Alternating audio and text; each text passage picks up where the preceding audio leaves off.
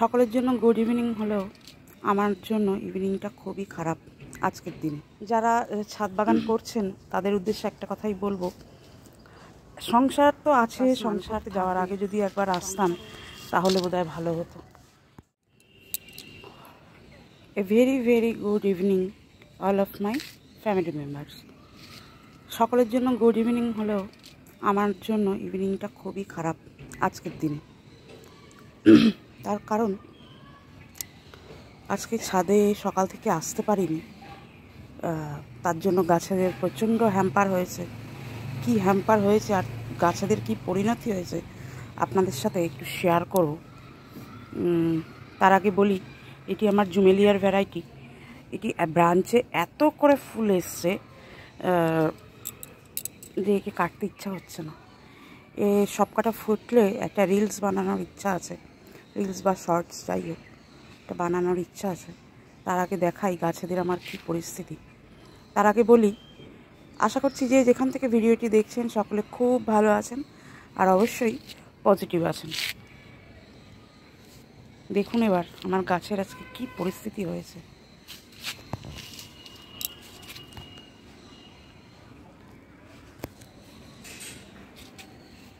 এই যে রবিবার দিনটা এতটাই ব্যস্ত কাটে কি বলবো। গতকাল আমাদের এখানে বৃষ্টি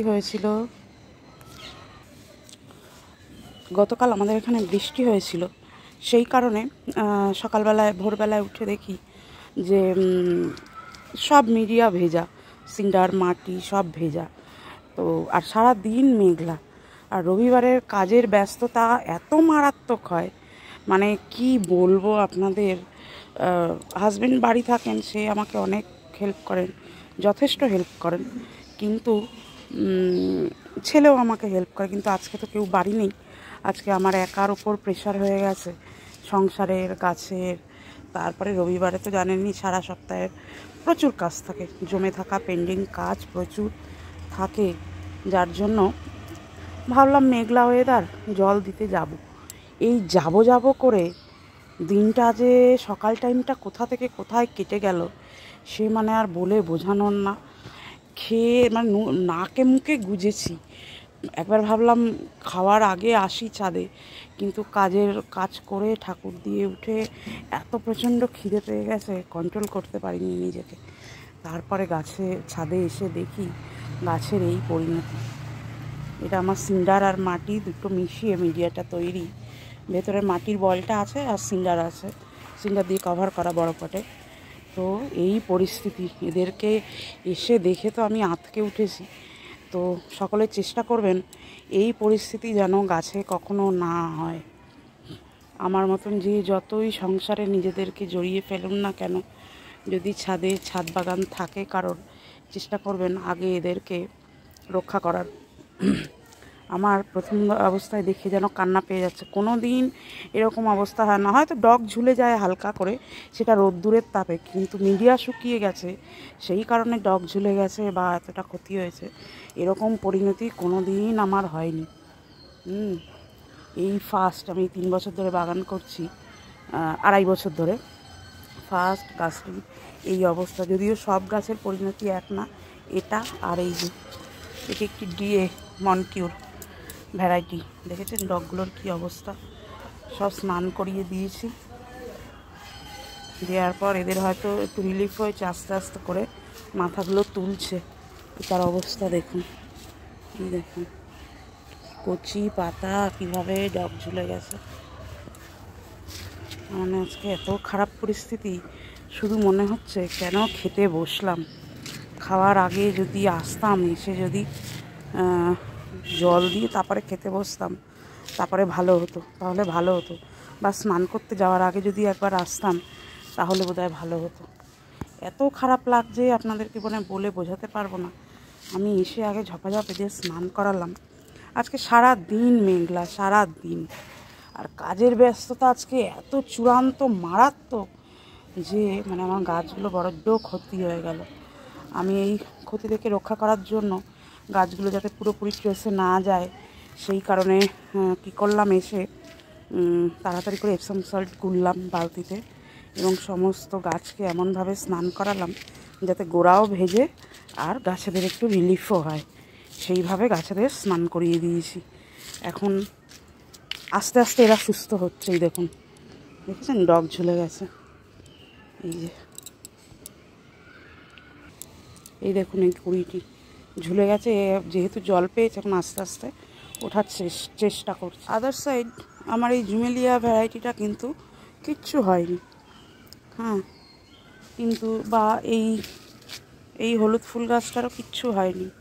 মাটির মিডিয়া যদিও ড্রাই হয়ে গেছে, কিন্তু ফুল থাকা সত্ত্বেও কিন্তু ট্রেসে যায়নি। কিন্তু ওই গাছটা এতটাই ট্রেসে চলে গেল, মানে আমার এত খারাপ লাগছে। ধীরে ধীরে রিকভারি করবে, হয়তো কি করবেই। সামনেই অক্ষয় তৃতীয়া, সেই কারণে এক আধটা করে ফুল একটু গাছে রেখেছি যাতে ভগবানের চরণে দেওয়া যায়। দেখুন এই গাছটাও ট্রেসে গেছে, এই যে সব ঝুলে গেছে। সব স্নান করিয়ে মিডিয়া ভিজিয়ে দিয়েছি খুব ভালো করে, এই যে সব ঝুলে রয়েছে। এদের একটু উঠতে টাইম লাগবে, তবে উঠে যাবে। শেখরপুর থেকে এই ভ্যারাইটিটি এনেছিলাম, সেরিফা আসমা বলে। এটা তো কোনো প্রকারেই সেরিফা আসমা নয়, এটার ভ্যারাইটিটা জানি না, তবে শীতকালে একটু হলদেটে ধরনের ফুল হয়, আর এটা গরমের জন্য এই কালারটা এরকম লাগছে। আপনাদের যদি কারোর জানা থাকে এটা কি ভ্যারাইটি একটু, যারা ছাদ বাগান করছেন তাদের উদ্দেশ্যে একটা কথাই বলবো, সংসার আছে, সংসার তো থাকবেই। সংসারের চাপানুতরে কখনোই গাছেদের যত্ন নিতে ভুলে যাবেন না। যত কাজ, যত যন্ত্রণা, যত কিছুই থাকুক না কেন, ছাদে বাগান থাকলে অবশ্যই টাইমলি তাদের কাছে আসার চেষ্টা করবেন, তা নইলে আমার মতন এরকম দুঃখ কষ্ট পেতে হবে। আজকের ভিডিওটি আর লম্বা করব না, মনটা ভীষণ ভারাক্রান্ত, তাই বলবো আমার মতন কেউ ভুল করবেন না। এই ভুলটা না দেখালেও পারতাম, কিন্তু আমি চাই আমি যে ভুলগুলো ফেস করছি সেই ভুলগুলো আর কেউ যাতে ফেস না করে, আমার মতন কষ্ট যেন কেউ না পায়। সেই কারণেই আমার ভুলটা তুলে ধরা আপনাদের সকলের কাছে। প্লিজ এই ভুলগুলো করবেন না।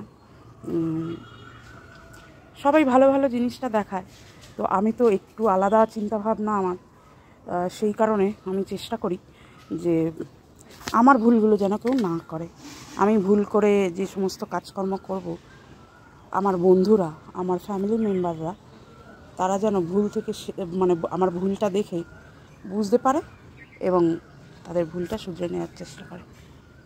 আজকের ভিডিও এই পর্যন্তই। সকলে সুস্থ থাকবেন, ভালো থাকবেন, আর অবশ্যই সবুজের সাথে থাকবেন, এতে মন মানসিকতা ভীষণ ভালো থাকে। এটা নারাঙ্গা, গরমকালের কালার, অসাধারণ কালারটা। আজকের ভিডিও এই পর্যন্তই, দেখা হবে অন্য ভিডিওতে। সকলে সুস্থ থাকবেন আর ভালো থাকবেন।